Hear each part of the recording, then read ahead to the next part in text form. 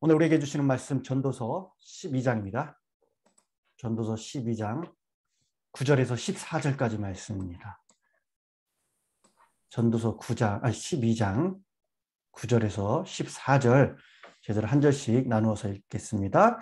전도자는 지혜자이어서 여전히 백성에게 지식을 가르쳤고 또 깊이 생각하고 연구하여 잠언을 많이 지었으며 전도자는 힘써 아름다운 말들을 전도자는 하였나니 힘써 안언을 건나니 진리의 진리의 말씀을 말씀들을 정직하게 정직하게 기록하였느니라. 기록하였느니라.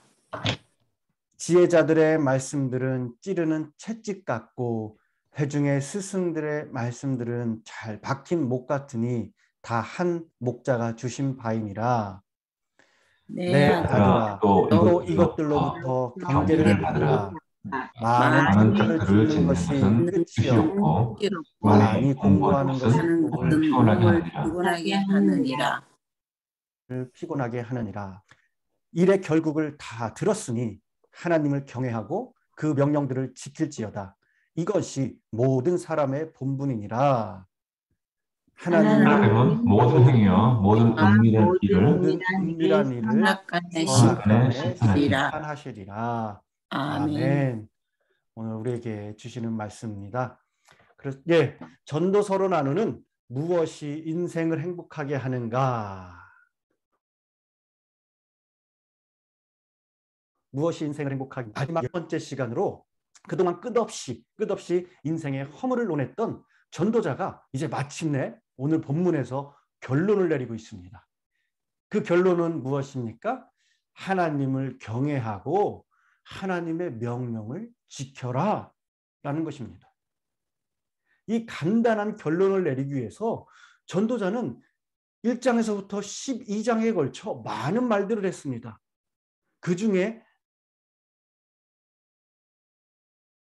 가장 많이 했던 말이 겟세마네였어요. 왜냐? 인생의 허물을 알아야만 이 결론의 의미를 알고 정확히 이해하고 그것들에 대해서 믿음으로 바라볼 수 있고 받아들일 수 있기 때문에 거듭해서 인생의 허물을 말하고 또 말했던 거예요.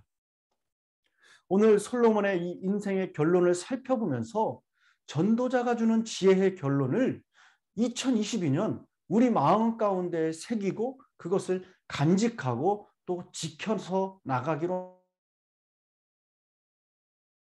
합니다. 이 시간 전도자 솔로몬 왕이 우리에게 전하는 마지막 권고의 핵심은 바로 오늘 13절 말씀입니다. 일의 결국은 다 들었으니 하나님을 경외하고 그 명령을 지킬지어다. 이것이 사람의 본분이다 라고 이야기하고 있어요.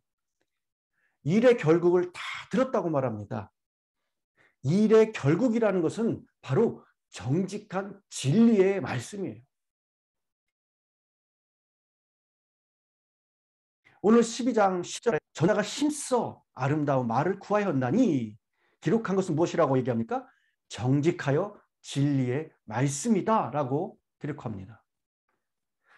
그가 기록한 전도서가 정직한 진리의 말씀이라는 거예요.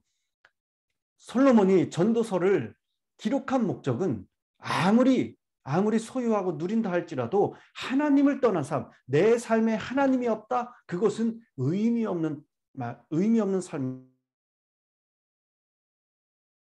삶이다. 이 진리를 교훈하고 있습니다. 그렇게 가장 지혜로웠던 사람이 내린 결론은 인생은 헛되다. 그런데 어떤 질문 속에서 이 말을 한 것입니까? 그 질문은 해 아래에서 수고하는 모든 수고가 사람에게 무엇이 유익한가라는 거예요.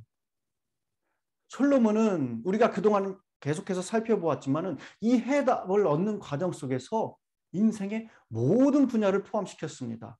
그래서 그 안에는 도덕적인 것, 철학적인 것, 문학적인 것, 어떠한 세상의 쾌락, 부귀와 영화, 사업, 학식 등 이 모든 분야를 다루면서 이 질문에 대해서 대답을 했어요. 이 대답에 전도자는 이와 같은 질문들을 제시해놓고 결론 내리기를 헛되다라는 거예요. 헛되다 말의 히브리어 헤벳입니다. 헤벳인데 이 의미는 숨, 증기, 공허 사모함, 이 속이 그리고 특히 헛되고 헛되며라는 하벨림은 헛된 것들 중에 헛된 것이라는 뜻을 갖고 있어요. 그래서 어떤 영어 성경 번역에는 이 말을 그냥 의미가 없다, meaningless라고 했어요. 아무것도 아니라는 거죠. 이것은 전도자가 염세주의 또는 허무주의를 말하는 것이 아닙니다. 하나님을 떠나 세상 것으로부터 만족을 얻으려는 삶이 얼마나 헛된 것인지 반복해서 우리에게 이야기해 줬던 거예요. 왜 그토록 지독한 허물을 느끼게 됐는가? 허물한 도대체 어디서 왔는가? 이런 질문에 대한 답을 찾았습니다. 그 답은 해 아래 말 속에 담겨 있어요. 해 아래에서 이 전도서 전체에 이 말이 무려 29번이나 나오고 있습니다. 솔로몬은 자기가 그렇게 지독한 허무감을 느끼게 된 것은 해 아래에 있었기 때문에 바로 그것은 어떤 문제냐? 자리의 문제입니다. 자리의 문제. 삶의 자리, 일하는 자리, 내가 사랑하는 자리, 즐기고 누리는 자리, 그 자리가 문제였던 거예요. 해 아래 이 자리는 어디를 말하는 것이냐? 해 아래라는 말은 글자 그대로 태양 아래의 땅을 이야기하고 있습니다. 즉 사람이 살아가는 이 세상을 이야기하는 거예요. 이스라엘 사람들은 하나님은 하늘에 계시고 사람은 태양 아래에 있습니다. 그렇게 말했습니다. 그것이 또 문학적인 특징이었어요. 그런데 이 말은 단지 공간적인 분리만 뜻하는 것이 아닙니다. 하나님의 백성들은 해 아래 살면서도 하나님의 백성으로 하나님과의 깊은 관계를 맺으면서 살아가는 이 땅에서 살아가는 존재예요. 그렇기 때문에 비록 해 아래 이 땅에서 살아가지만 우리는 어떤 사람입니까? 그들은 어떤 사람이었어요? 하나님의 이 구원받은 백성들로 다른 사람들이. 그렇기 때문에 해 아래 살아가지만 하나님과의 무관한 삶의 자리가 아니었습니다. 이 솔로몬이 말한 그렇기 때문에 해 아래라는 말은 하나님과의 이 완전한 이 관계가 분리된 인간, 그들이 살아가는 그 삶의 자리였던 거예요. 그래서 어떻습니까? 하나님이 주인이 아니라 내가 살아가면서 주인이 되어지고 자기 뜻대로 살아가는 삶의 자리를 이야기했다는 거예요. 하나님이 없는 삶이었어요.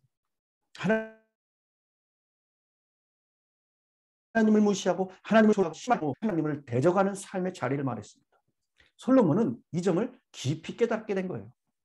지혜자가 느끼게 된 이 지독한 허무는 바로 자신이 해 아래에서 땀 흘려 그 모든 것을 손에 쥐었기 때문이다라는 것입니다. 하나님이 없었던 거예요. 오늘도 우리도 마찬가지입니다. 우리가 해 아래에서 살아갈 때에 다시 말해 하나님과 무관한 삶을 살아갈 때에 내가 구원받은 하나님의 백성으로서 하나님과의 관계가 경하지 않은 삶, 그 끝에서 헤벳, 즉 모든 것이 헛되다는 점을 깊이 느끼게 될 수밖에 없다는 거예요. 우리가 해 아래에서 무엇인가를 추구해 갈 때에, 즉 하나님 없이 홀로 인생길을 걷고 하나님의 뜻과 다른 일을 추구하며 살아가게 될 때에 결국은 짙은 허물을 느끼게 될 수밖에 없습니다.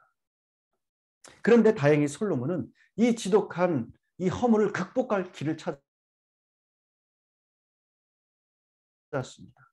그 길은 바로 해 아래에서 벗어나는 것입니다. 하나님께 돌아와 하나님 안에 거하는 거예요. 하나님과의 관계를 다시 회복시키는 겁니다.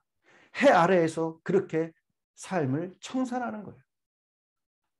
여러분, 한 해 여러 상황의 핑계로 하나님과 무관한 해 아래에 거하고 있었는지는 우리가 살펴보기로 합니다.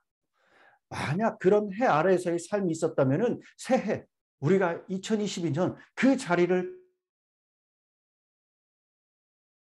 떠나고 우리가 짧은 전도서 12장을 이렇게 보았습니다. 전도서는 근데 우리 삶에 있어서 인생에 있어서 참 유익해요. 예습서와 같습니다. 전도서는 인생을 다 살아보고 후회하는 사람의 고백이입니다. 살아보지 못한 그 고백이 아니에요. 그렇기 때문에 어떤 의미에서 젊은 사람들이 전도서가 이 크게 실감 나지 않을 거예요. 자꾸 인생에 대해서 이야기를 하니까. 그러나 조금 연세가 드신 분들이 있네요. 그렇지 하면서 가슴을 치고 바닥을 칠 거예요. 가슴을 후벼 팔 것입니다. 바로 여기에 전도서의 중요성이 있다는 거예요. 그래서 전도서는 인생의 예습서와 같다는 것입니다. 여러분, 지혜라는 것이 무엇입니까? 지혜가 있다라는 것은 남들은 다 살아본 후 깨달은 것을 살아보기 전에 배우고 조심하는 것들을 말하는 겁니다. 그래서 전도서는 연세가 있는 말씀이지만 특히 젊은 사람들이 읽어야 해요. 그러면 시행착오 없이 믿음의 사람으로서 말씀 안에서 복된 삶을 살아갈 수 있습니다. 그래서 12장 우리 결론에 1절에 보면은 청년의 때에 조금이라도 젊을 때를 이야기하는 거죠. 창조주를 기억하라. 그렇게 기록했습니다. 여러분, 전도서는 절망이나 포기의 책이 아닙니다. 허무주의자의 투정이 아닙니다. 전도자가 말하는 창조주를 기억하라. 그 창조주를 경외하고 그 명령을 지킬 것이다. 그런 결론입니다.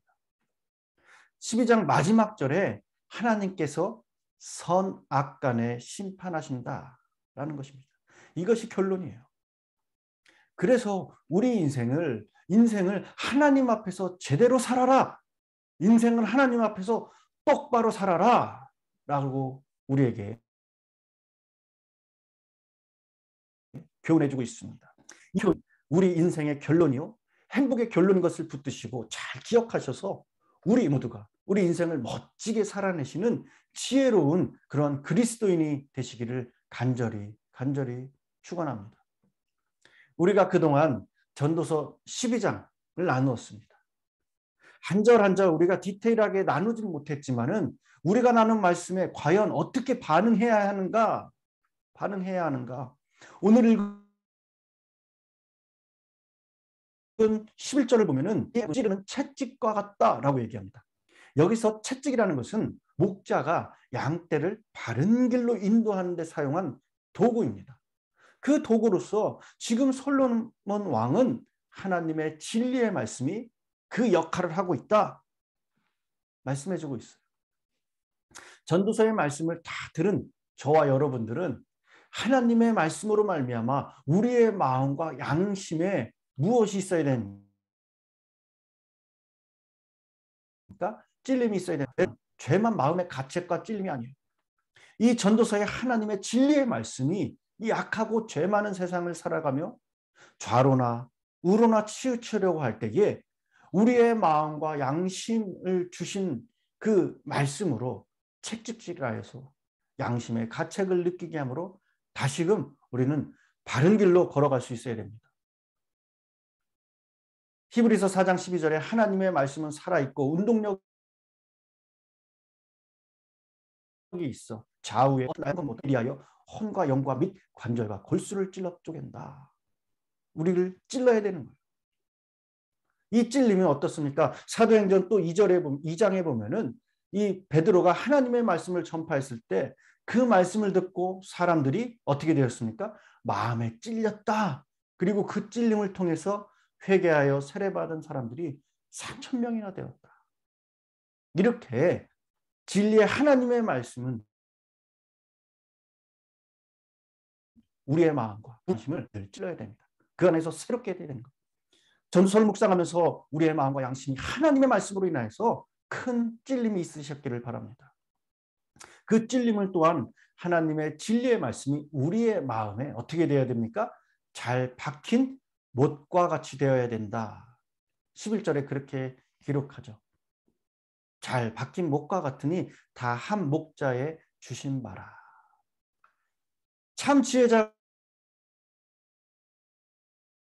되시고 우리의 스승이 되시고 우리의 말씀을 들려주실 때 그 말씀은 우리의 마음과 양심을 찌르는 채찍 같을 뿐만이 아니라 잘 박힌 못과 같다라는 거예요.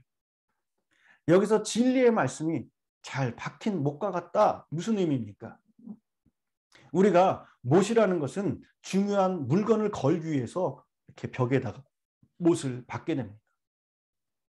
그러한 것과 같이 인생의 모든 문제들이 하나님의 말씀의 근거를 가지고 그 안에서 일어나요. 우리 양떼들은 목자 대신 주님의 말씀을 듣고 그 말씀에 지도와 인도함을 받을 뿐만이 아니라 그 말씀을 통해서 지혜를 얻어 인생의 모든 문제를 해결해 나가야 됩니다. 결코 하나님의 진리의 말씀을 떠나서 인생의 모든 문제를 해결하려는 그 어리석은 죄를 범해서는 안 된다는 사실이에요.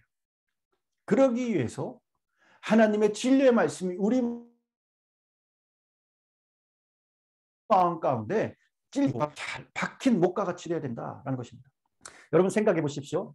만일 못이 벽에 잘 박혀 있지 않으면 어떻게 되겠어요? 제가 시계를 걸으려고 못을 박은 적이 있습니다. 아주 조그만 못을 박았어요. 얇은 거.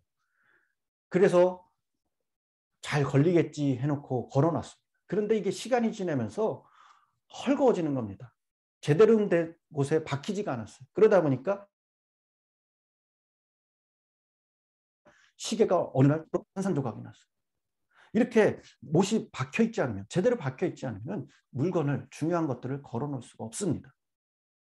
그와 같이 많은 우리 마음에 하나님의 진리의 말씀이 튼튼히 박혀있지 않으면 우리의 인생의 문제를 접할 때에 우리는 하나님의 진리의 말씀으로 들어가 그 문제를 해결하려고 하지 못한다는 거예요.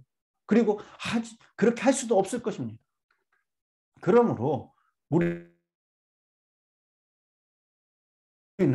전도서의 말씀을 마음에 잘 새김으로 어떠한 말씀이든지 인생의 문제들을 하나님의 말씀의 능력으로 붙들고 뚫고 나가기로 합니다. 또 12절에 보면은 내 아들아 또 경계를 받으라. 이 전도자 솔로몬 왕이 우리에게 주는 경고는 무엇이냐? 그것은 한마디로 말하면 하나님 말씀 외에 다른 세상의 책들을 의지하지 말라는 것입니다. 다른 어떠한 달콤한 것에 유혹에 흔들리고 빠지지 말라는 거예요. 그 이유가 무엇이냐? 세상에 있는 어떠한 우리에게 유익한 것들, 그것은 우리의 머리를 만족시켜줄지 모르지만 우리의 영혼은 만족시켜주지 못한다는 사실입니다. 저와 여러분들은 오직 하나님의 말씀이, 그 성경의 말씀이 우리의 영혼을 만족시켜줄 수 있다는 것을 꼭 확신하시기 바랍니다. 13절에 보면은 일의 결국을 다 들었으니 하나님을 경외하고 그 명령을 지킬지어지다. 이것이 사람의 본분이다. 이 말씀이 바로 전도서 책의 결론입니다. 그 결론은 하나님을 경외하고 그 명령을 지켜라. 이것이 사람의 본분이다. 성경은 말씀합니다. 여기서 사람의 본분이라는 말은 사람에게 있어서, 인생에 있어서 전부를 이야기하는 거예요. 곧 인생은 하나님을 경외하고 그 명령을 지키기 위해서 지음바 되었다라는 것입니다. 저와 여러분들의 인생의 가치는 무엇입니까? 또한 저와 여러분들의 인생의 목적은 무엇입니까? 하나님을 받고 그 명령을 지켜 행하는 것입니다. 우리는 오늘 본문 전도서 12장 14절에 솔로몬 왕이 우리에게 말하고 있듯이 하나님은 모든 행위와 모든 은밀한 일을 선악간에 심판하신다라는 사실을 믿고 우리 사람의 분분을 이 땅에서 성실하게 감당하기로 합니다. 오늘 우리 전도서의 12번 말씀을 통하여서 전도서의 모든 정직한 진리의 말씀들을 들은 저와 여러분들에게 세상을 살아가면서 주 안에서 참된 지혜자로 행복하고 복된 인생을 살기를 하나님께서는 원하고 계십니다. 꼭 기억하셔서 무엇이 인생을 행복하게 하는가에 대한 그 질문에 여러분들 참된 이 지혜의 말씀을 붙들기로 합니다. 이제 전도서를 마치고 우리가 월요일부터 새롭게 이 여호수아의 말씀으로 신앙의 레노베이션, 신앙의 레노베이션이라는 주제로 22장에 걸쳐서 이제 앞으로 월요일, 토요일 그렇게 나누려고 합니다. 말씀에 더 기대함을 가지시고 오늘 주신 말씀을 붙들고 그 결론이 나의 결론이 되어서 더욱더 주님의 기쁨이 되고 주님의 살아계심의 일하심을 체험할 수 있는 저와 여러분이 되시기를 간절히 축원합니다. 기도하겠습니다. 사랑의 하나님, 우리의 모든 것이 온전히 주님께 있음을 고백합니다. 우리의 생명 되신 주 앞에 한 걸음 한 걸음 가까이 나가기로 합니다. 이 세상 살아갈 때에 또한 주님을 더욱더 사랑하기로 합니다.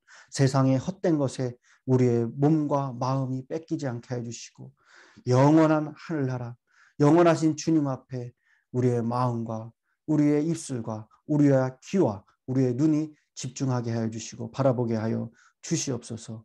날마다 주님의 사랑으로서 우리를 굳게 잡아주시고 이 세상이 흔들리고 변할지라도 믿음이 흔들리고 사람들 뜰할지도 우리의 소망은 우리 주 예수님을 꼭 기억하게 하여 주시고 믿으리가 이 세상에는 없음을 기억하여서 영원히 변치 않고 쇠하지 않은 주님만을 늘 섬기는 데 부족함이 없는 우리 모두 되게 하여 주시옵소서. 허락하여 주신 오늘 하루도 주님, 영원한 나를 창조하신 그 하나님을 기억하며 죄 많고 나약한 우리의 인생을 하나님 앞에서 똑바로 살아내는 우리 모두가 될 수 있도록 주님 이끌어 주시옵소서. 우리 교회 진리의 말씀을 실현해가는 주님 보시기에 아름다운 교회와 성도로서 모두가 부르심에 합당한 그 사명을 잘 감당할 수 있는 우리 모두 될 수 있도록 주님 붙잡아 주시옵소서. 감사드리며 이 모든 말씀 우리 주 예수 그리스도의 이름으로 기도드렸습니다. 아멘. 말씀을 생각하시면서 다 같이 합심하여 기도의 자리로 나아가겠습니다. 기도합니다. 사랑의 하나님 감사합니다. 오늘도 저희들에게 귀한